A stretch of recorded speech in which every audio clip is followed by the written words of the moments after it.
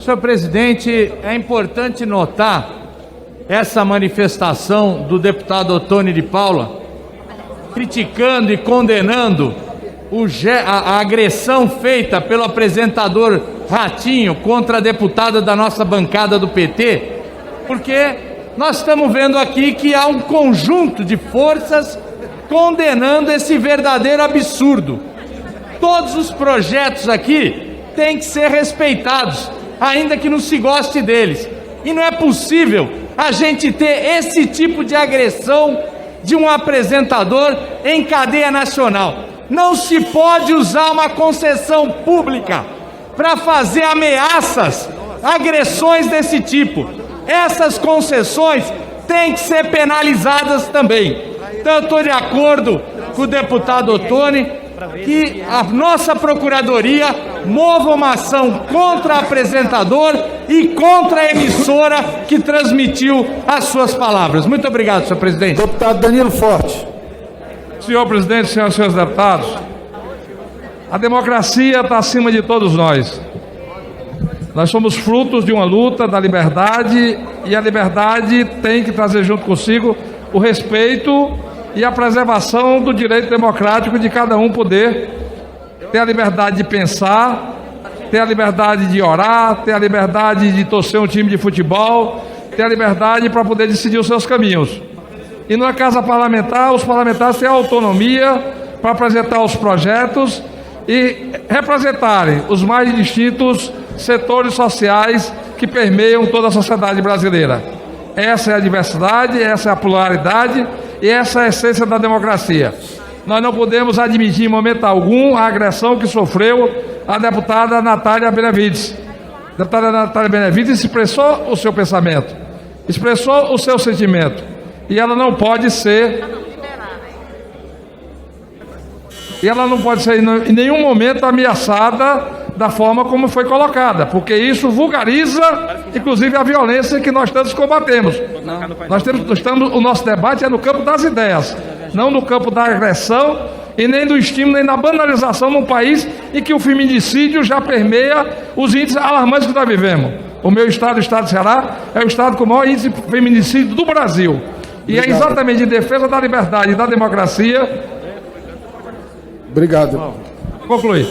E é exatamente em defesa da democracia e da liberdade, que nós tantos defendemos e lutamos por isso, que a gente está aqui propondo a essa mesa, a mesa diretora da Câmara dos Deputados, que façamos uma moção de apoio a parlamentar, exatamente no dever e na obrigação de defender os direitos dessa casa e os direitos do povo brasileiro. Senão daqui a pouco ninguém vai poder mais falar nada, porque tudo poderá ser condenado por algum radialista e nós seremos condenados. Um minuto, deputado Marcelo Freixo, depois eu vou voltar à ordem do dia. Nós temos uma pauta longuíssima e aí no decorrer da sessão eu vou dando um minuto para outros. Deputado Marcelo Freixo, daqui a pouco. Deputado Marcelo Ramos, eu entendo a pauta... Não, depois, daqui a pouco. Eu entendo a pauta grande que temos, mas nós não podemos tratar como secundário uma deputada ser ameaçada de morte por um profissional de comunicação num canal de comunicação com concessão. Este assunto, deputado Marcelo Ramos, não é secundário. E esse é um assunto que não interessa apenas ao partido da deputada Natália ou a quem é da oposição. Eu quero elogiar o deputado Ottoni de Paula por ter trazido esse assunto mais de uma vez ao plenário para dizer que esta casa, enquanto uma instituição, tem que responder. A deputada Natália foi ameaçada de morte. Nós não podemos, a partir de uma opinião divergente, ter uma deputada sendo ameaçada. Não importa o que dizia o projeto, não importa se é de direita, não importa se é de esquerda, não pode um profissional de comunicação num canal com concessão fazer ameaça de morte. É muito grave, deputado Marcelo Ramos. Então que a gente responda de forma institucional, que a casa tome providências. Este é um país que já teve Marielle. Esse é um país que isso não é simbólico. Nós temos pessoas sendo ameaçadas, realmente não pode, é muito grave. Esse profissional de comunicação tem que responder por propor o homicídio de uma deputada. É muito grave, nós não podemos nos calar diante disso. É um trabalho grande, né? Porque esse Instituto da Alienação Parental, ele foi uma invenção ideológica. porque ele é anticientífico, ele não é reconhecido pela Sociedade Americana de Psiquiatria, ele não é reconhecido pelo Conselho Federal de Psicologia, ele não tem validade científica para ser colocado juridicamente no arcabouço institucional brasileiro. E ele é utilizado normalmente para estabelecer como denúncia falsa das mães a acusação sobre genitores abusadores. E acaba que nessa virada no judiciário, são as mães que perdem a guarda e as crianças acabam nas mãos de pais abusadores. Isso no geral é assim. Majoritariamente tem acontecido isso e as mães deixam de ver seus filhos e as crianças ficam na mão dos pais que são acusados de agredir, de abusar, ou mesmo daqueles que não deveriam estar com a guarda dos seus filhos. Obviamente que eu não estou aqui generalizando, mas isso é o que tem acontecido e esses são os dados que nós temos nas mãos do Brasil inteiro e a partir de livros publicados, teses científicas e todos aqueles que estudam esse Instituto da Alienação Parental. E nós sabemos que a revogação da lei seria e é o correto. É o correto porque o Estatuto da Criança e do Adolescente dá conta das questões que hoje estão postas nesses casos. A gente não precisa ter outra lei. O ECA é suficiente para responder às situações que são levantadas para essas disputas que hoje são feitas no plano judicial e no plano das denúncias e todas as situações que são tratadas nos abusos de crianças e de adolescentes. Por isso, nós sempre defendemos, e há bastante tempo, a revogação da lei de alienação parental, que não tem servido para proteger as crianças e para mantê-las sob segurança e sob a preservação dos seus direitos. As crianças e adolescentes são sujeitas de direitos. Por isso, a gente sempre defendeu a revogação da lei da alienação parental, desde que foi visto, dentro da sua utilização, os resultados que têm sido derivados da sua utilização. No entanto, nós sabemos como é o Congresso Nacional e nós precisamos tentar aqui revogar a lei. Se não for possível, avançaremos para a discussão colocada no relatório da deputada Aline Gurgel. Para discutir a favor, deputado Vicentinho, deputado Reginaldo Lopes, deputada Érica Cocai.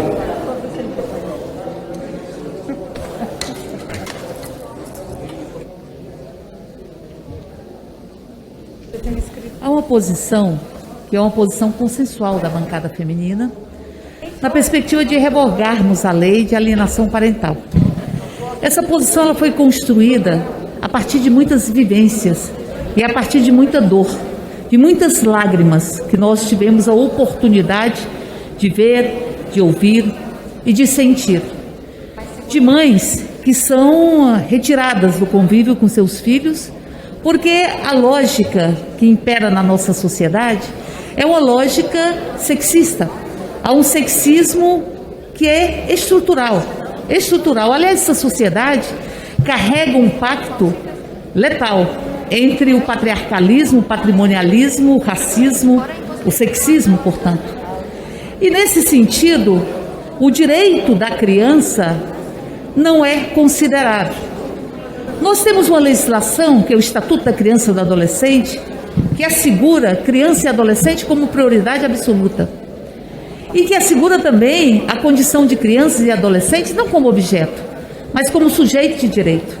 O Estatuto da Criança e do Adolescente e o Código de Processo Civil já são suficientes para proteger os direitos, que são direitos maiores, da criança e do adolescente. A lei de alienação parental, ela em grande medida serve como escudo para desqualificar a fala da criança, para desqualificar a fala da mulher.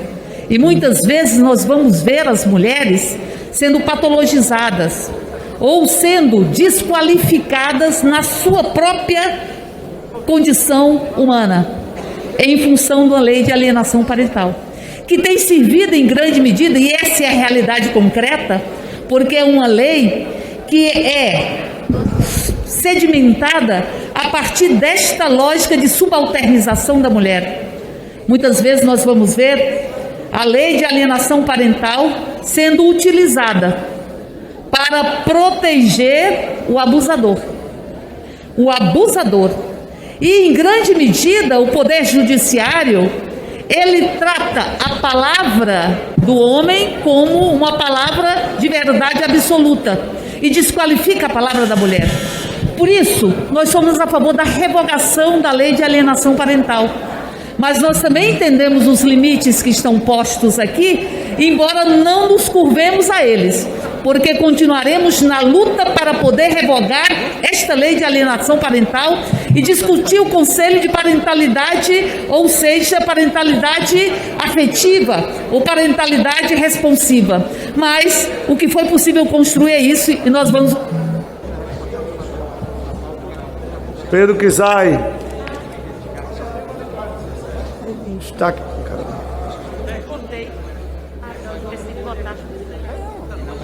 Presidente, queria registrar o meu voto, sim, a matéria, o destaque anterior. Érica Cocai votou sim ao destaque anterior. Deputado Pedro Kizai, por favor. Senhor presidente, senhores e senhoras, deputados e deputadas.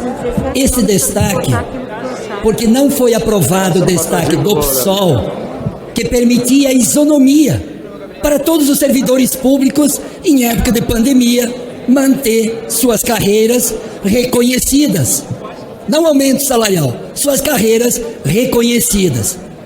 Em segundo lugar, nós quando estamos propondo que é a educação, eu quero perguntar, por que o deputado que propôs esse projeto de lei é da área de segurança pública? A maioria dos deputados apoiam a segurança pública. Pergunto, deputado Gastão, como foi para as 40 milhões de crianças, adolescentes e jovens, em época de pandemia, como foi a atuação dos professores? Como foi a atuação dos profissionais da educação? Vamos comparar em relação aos profissionais da educação com a segurança pública. Qual é o grande impacto que surgiu na educação, na segurança pública para ampliar a carreira ou reconhecer a carreira? E para os educadores, que cuidaram de 40 milhões de crianças e adolescentes no país, em época de pandemia, com tecnologias, com dificuldade enorme de acesso às redes sociais, de acesso às aulas virtuais, um profundo aumento da carga horária dos professores. E aí, professor não poderá ser reconhecido na sua carreira porque o deputado é da área de segurança pública que propôs? Tudo bem. Deputado da Segurança Pública acha que os policiais sacrificaram sua vida em época de pandemia? E os demais servidores públicos? E os professores desse país? Os deputados aqui dizem, não, a carreira deles congela. Dos policiais avança. Que coerência é essa? Em nobre deputado da Segurança Pública, que coerência é essa? Que coerência é essa? Nós apoiamos segurança pública, nós votamos a favor da saúde. Por que os companheiros, colegas, servidores públicos da segurança pública não se solidarizam com os profissionais da educação, que atenderam 40 milhões de crianças e adolescentes? Aqui é privilégio, porque se não atender esses milhões de professores para manter a carreira e não congelar, aí é privilégio. Aí vocês propuseram um projeto para privilegiar. Por quê? Como não aprovamos o destaque do PSOL, a gente está pelo menos salvar uma parte, que são a grande maioria dos profissionais, para não congelar as suas carreiras.